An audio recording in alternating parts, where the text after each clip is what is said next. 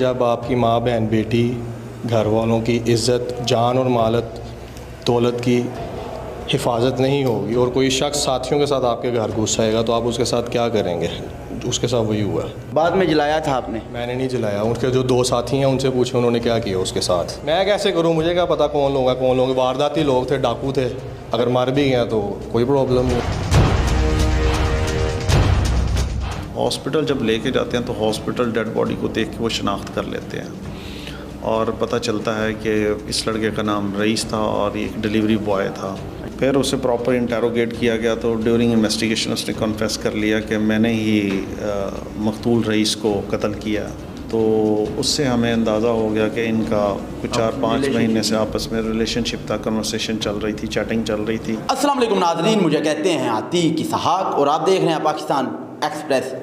नाज़रीन, social media पे एक वीडियो बहुत ही ज़्यादा गर्दिश कर रही है अब डिलीवरी बॉय कत्ल केस। उस केस के मुलजिम मेरे पास मौजूद हैं, इनसे जानते हैं असल कहानी। अस्सलाम वालेकुम। वालेकुम सलाम।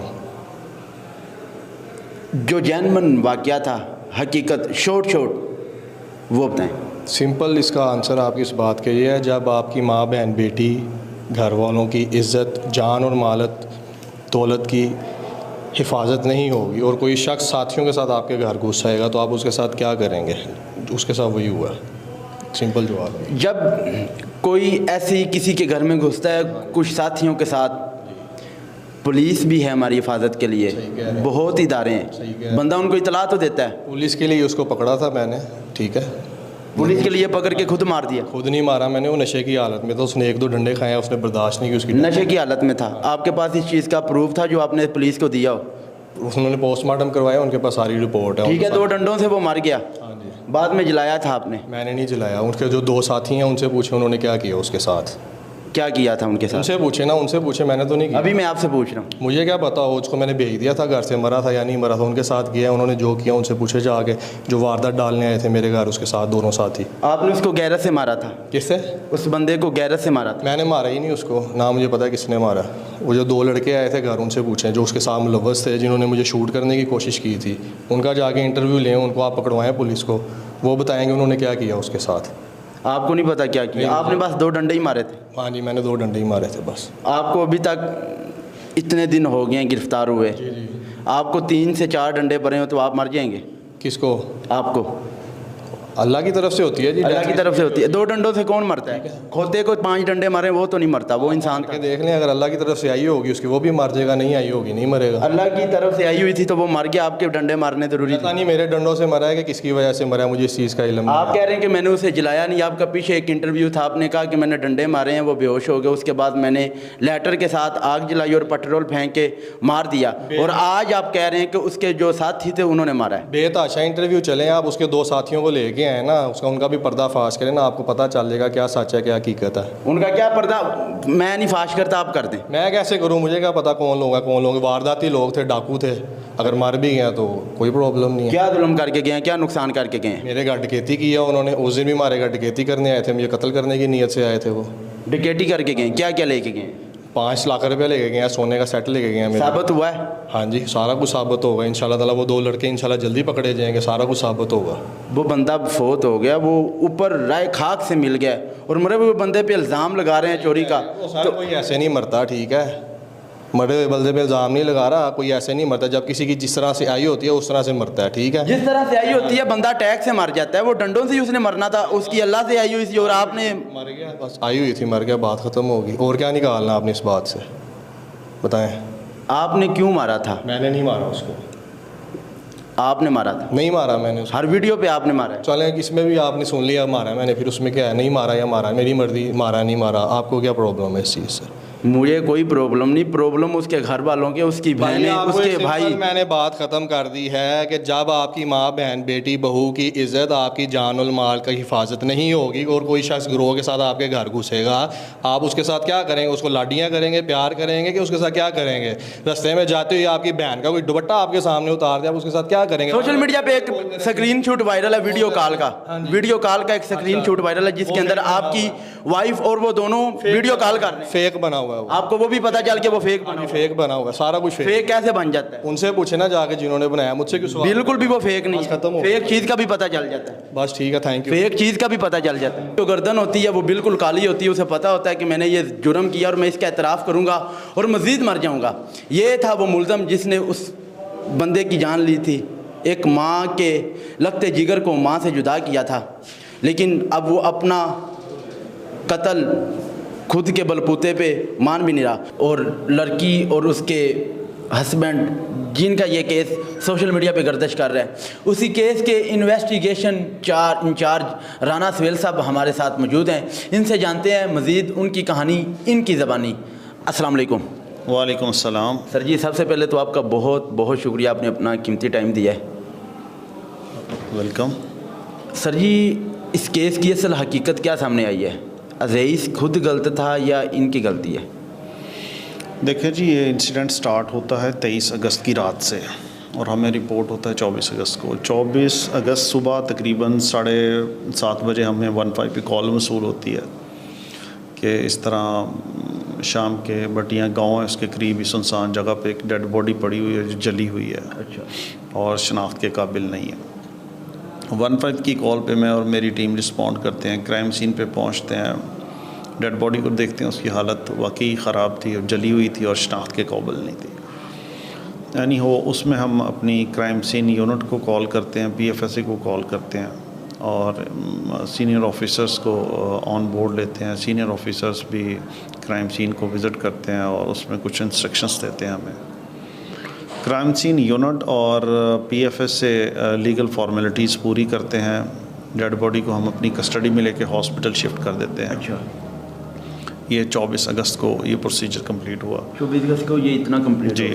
अब जो अगला हमारे लिए टास्क था वो ये था कि डेड बॉडी की शनाख्त की जाए और करवाई जाए। उसमें हमने डेड बॉडी की पिक्चर्स और वीडियोस ली और उसका एक इश्तिहार शुरू का बनवाया। अच्छा। जो डिफरेंट पुलिस स्टेशंस में भिजवाया और उसकी पिक्चर्स और वीडियोस जो हैं हमने वो डिफरेंट पुलिस स्टेशंस जो लाहौर के हैं और करीबी अज़ला जो शेखुपुरा ननकाना कसूर है वहाँ भिजवाई। तो नेक्स्ट डे 25 अगस्त को हमें फैसल टाउन पुलिस स्टेशन से कॉल आती है कि यहाँ भी एक लड़का मिसिंग है कल से। अच्छा। जो इसी एज ग्रुप का है। तो उसमें जो है हम उनके वारसान से रब्ता करते हैं, उन्हें बुलवाते हैं, हम अपने पास बुलवाते हैं और उन्हें डेड हाउस ले जाते हैं। अच्छा। हॉस्पिटल जब लेके जाते हैं तो हॉस्पिटल डेड बॉडी को देख के वो शनाख्त कर लेते हैं और पता चलता है कि इस लड़के का नाम रईस था और ये एक डिलीवरी बॉय था। अच्छा। कल रात को एक डिलीवरी पार्सल देने गया था तो उसके बाद घर नहीं आया। हमने उनसे उसका सेल नंबर लिया और फिर उसकी तमाम डिटेल्स जो लास्ट नाइट को कॉल्स थी, फ्रीक्वेंट नंबर्स थे, उसकी लास्ट लोकेशन थी, वो सारी चीज़ें हमने हासिल की। उस पर हम लास्ट नाइट के जितने कॉलर्स थे उन सब को हमने इंटेरोगेट किया। ड्यूरिंग इन्वेस्टिगेशन एक बंदा जिसका नाम फ़रहान था वो हमें सस्पेक्ट लगा, तो उसका मोबाइल हमने अपनी कस्टडी में ले लिया। मोबाइल्स को चेक किया तो उसमें मकतूल की वीडियोस थी। अच्छा। फिर उसे प्रॉपर इंटेरोगेट किया गया तो ड्यूरिंग इन्वेस्टिगेशन उसने कन्फेस कर लिया कि मैंने ही मकतूल रईस को कत्ल किया। वजह पूछी गई तो उसने बताया कि मैंने गैरत के नाम पे कत्ल किया और मकतूल रईस मेरी बीवी को तंग करता था। अच्छा। बहरहाल हमने उसकी बीवी को बुलवाया, उससे इंटेरोगेशन की, उसका मोबाइल चेक किया तो उसमें काफ़ी वीडियो कॉल्स की स्क्रीनशॉट्स वगैरह थी, कुछ पिक्चर्स थी और उसमें मज़ीद जो है वो व्हाट्सएप पे चैट वगैरह थी। तो उससे हमें अंदाज़ा हो गया कि इनका कुछ 4-5 महीने से आपस में रिलेशनशिप था, कन्वर्सेशन चल रही थी, चैटिंग चल रही थी। मज़ीद हमने इस मामले को इंटेरोगेट करते हुए दोनों की CDRs मंगवाई। उसमें फिर वाज़िया हो गया कि इनका वाकई रिलेशनशिप है। बहरहाल जब इन दोनों को हमने अपनी कस्टडी में लिया और इंटेरोगेशन की तो मुल्ज़म फ़रहान ने बताया कि एक दिन ये जो मकतूल रईस है हमारे घर आया हुआ था और मेरी बीवी के बेडरूम में आ गया और मेरे फादर ने मुझे इन्फॉर्म किया कि ये लड़का जो है घर आया हुआ है। उस दिन मुझे पता चला, इस इंसिडेंट से तकरीबन कोई 2 हफ़्ते पहले। तो इसका और इसका बीवी का लड़ाई झगड़ा हुआ और उसमें इसने अपनी बीवी का मोबाइल लिया और ख़ुद लड़की बन के फिर मकतूल रईस को ट्रैप करता रहा, उससे चैटिंग करता रहा। 23 अगस्त की रात को उसकी चैटिंग के दौरान ये बात वाज़ह हो गई कि मकतूल रईस जो है उसने रिस्पॉन्स किया और वो मुलज़म फ़रहान के घर चला गया, जिसको वो अपने बेडरूम में ले गया और वहाँ उस पर टॉर्चर किया और कुछ कन्फेशनल वीडियोस बनाई। अच्छा। कि ये हमारे घर आया हुआ था और डकैती की नीयत से, और इसके साथ इसके 2 साथी भी थे, लेकिन तशद्दुद के दौरान उसकी डेथ हो जाती है। डेड बॉडी को गाड़ी में डाल के और फिर इधर जो है मांगा के इलाके में एक सुनसान जगह पे खाली ग्राउंड में जो है डेड बॉडी को फेंक के उस पर पेट्रोल छिड़क के आग लगा देता है ताकि उसकी शनाख्त मुमकिन ना हो। मगर मुलज़म फ़रहान इस चीज़ को मानने पे भूला हुआ है कि मैंने उसे जलाया। वो उसका मौक़िफ़ यह है कि मैंने सिर्फ 2 डंडे मारे हैं, वो लड़का खुद नशे की हालत में था। इस बात में कितनी सदाकत है? नहीं, देखें, 2 डंडे मारे हैं, 4 डंडे मारे हैं या जो भी है, अगर किसी भी बंदे की डेथ हो जाती है तो वो कत्ल ही है। उस पर तशद्दुद थोड़ा हो या ज़्यादा हो, और ये बातें अभी इन्वेस्टिगेशन की हैं, अभी इस केस की इन्वेस्टिगेशन चल रही है जिसमें एविडेंस, DNA कलेक्शन और सारी चीज़ें अभी चल रही हैं। उसके बाद इन्वेस्टिगेशन फाइनलाइज होगी तो उसमें मज़ीद डिटेल शेयर करेंगे। अभी स्टेज पे कुछ चीज़ें हम आपसे शेयर नहीं कर रहे हैं जी। लेकिन सोशल मीडिया पे कुछ वीडियोस और कुछ क्लिप्स, कुछ स्क्रीन शॉट भी वायरल हैं कि लड़की और लड़के का आपस में रिलेशनशिप है। इस चीज़ के बाद आपने इस हकीकत को कहाँ तक देखा है? देखें जी, सोशल मीडिया पे पिक्चर्स शेयर हैं या कोई और चीज़ शेयर है तो वो मटीरियल उन्होंने कहाँ से लिया ये उन्हें पता है। हमारी तरफ से अभी कोई केस से रिलेटेड एविडेंस जितने भी हमारे पास हैं, जिन्हें हमें फोरेंसिकली भिजवाया हुआ है और वो केस फाइल का हिस्सा है, हमने किसी से कोई चीज़ शेयर नहीं की। और जैसे मैंने आपको बताया कि केस अभी अंडर इन्वेस्टिगेशन है, इसमें बहुत सारी चीज़ें जो हैं अभी बकाया हैं। वो जो ही चीज़ें फाइनलाइज होंगी तो हम आपके साथ डिटेल्स शेयर करेंगे। ये वाक़या इधर मांगा मंडी में ही हुआ है? जी, मांगा मंडी में ही हुआ ये वाक़या। मुलज़म फ़रहान भी इसी एरिए का? नहीं, मुलज़म फ़रहान जो है वो वापडा टाउन के करीब एक सोसाइटी है वहाँ का रहने वाला है, और जो मुदई फ़रीक है वो फैसल टाउन के एरिए के रहने वाले हैं। तो जो मकतूल रईस है उनके घर वालों के साथ आपका कांटेक्ट चल रहा होगा और वो पूछते तो होंगे हमारे केस का क्या बना? घर वाले काफ़ी, उनका कहना है कि 2 मंथ बाद हमारे बेटे की शादी भी थी और उसकी शॉपिंग का सामान निकाल के रोते। मुख्तलिफ़ इंटरव्यू में भी आपने शायद देखा हो। तो उनके हौसले के लिए वो कहते तो होंगे कि हमारा ये केस जल्दी क्लियर करें या जो मामला है इसे जल्दी मुकम्मल करें, तो उनको फिर कैसे आप हौसला देते हैं? देखें जी, हर केस का कोई ना कोई कंप्लेनेंट होता है। कंप्लेनेंट के साथ पुलिस भी राब्ते में होती है और जो लीगल फॉर्मेलिटीज़ होती हैं, केस है एक कानूनी तरीके से है, इसमें कुछ ना कुछ चीज़ें होती हैं जिसमें हमें फोरेंसिक का इंतज़ार करना होता है, रिपोर्ट्स का, कुछ इन्वेस्टिगेशन की चीज़ें होती हैं।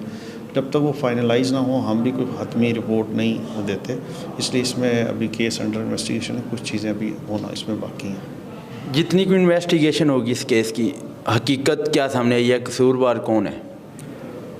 मेरा ख़्याल है कि बहुत सारी चीज़ें आपको क्लियर कर दी हैं, आप फिर वही सवाल रिपीट कर रहे हैं। आपको बताया है कि मुलज़म फ़रहान ने मकतूल रईस को कत्ल किया है, ठीक है, ये चीज़ बिल्कुल क्लियर है, जिसका कन्फेशन भी मौजूद है। बाकी चीज़ें सारी कोर्ट में ज़ाहिर है उधर ही स्टेटमेंट होगी और चीज़ें फर्दर फाइनलाइज होंगी, और बाकी किसका क्या किरदार है सारी चीज़ें अभी वाज़ह हो जाएंगी। अभी केस अंडर इन्वेस्टिगेशन। जी बिल्कुल, मेरे साथ मौजूद थे इस केस के इन्वेस्टिगेशन इंचार्ज राना सवेल साहब, जो कि बता रहे हैं कि इस केस की अभी मज़ीद इन्वेस्टिगेशन जारी है। जितनी इन्वेस्टिगेशन होगी उसकी हकीकत आपके सामने पेश कर दी है। मुझे दें इजाज़त, मैं आपको मिलता हूँ अगले प्रोग्राम में, तब तक के लिए अल्लाह हाफ़िज़।